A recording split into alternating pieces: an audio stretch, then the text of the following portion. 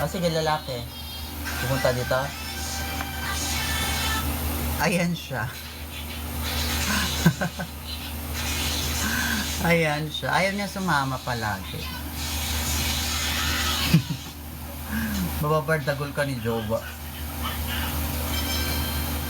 Gusto mo kasi. Ayaw niya nang may mga dumidikit-dikit sa akin.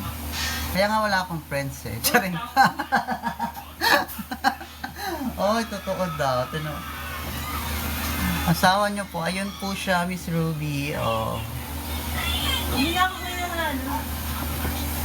Asawa ko siya.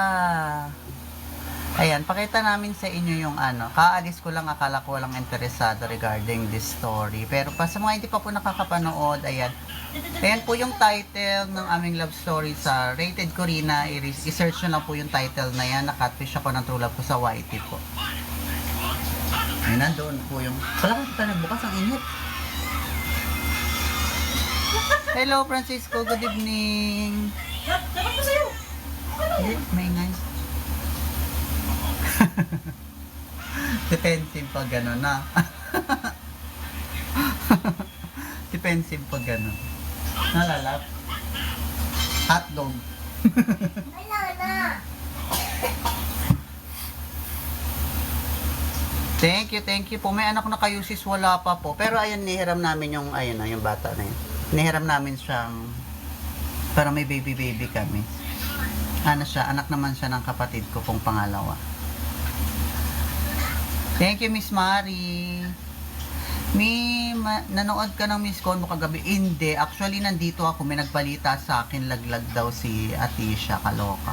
Tapos may mga nakita na lang ako dito din sa TikTok ng mga clips. Sayang, no? Nakalive ako nung during, ano. Ay, thank you, Miss Mari, ha. Thank you sa inyo. Maraming salamat sa lahat na nakaka-appreciate ng aming love story. God bless sa inyo. Thank you so much for the love and acceptance. Thank you. Thank you sa pag-gift, Miss Mari. Thank you po. Thank you so much sa pag-appreciate nyo sa amin ni Jowa and for the love. God bless you all po. Dumitikit ang buhok ko sa likod. Pawis. May nagpanos din pala partner mo. Nakita na nila yung video. Opo. After 2 months mula nung nagpa-rhino ako. Kung nagpa-rhino ako ng September, siya naman November. Pero plan namin talaga, sabay kami. Tapos biglang nag-adjust na lang. Gawa ng, baka kasi mahirapan kaming magluto, mamili ng pagkain. Kasi nga di ba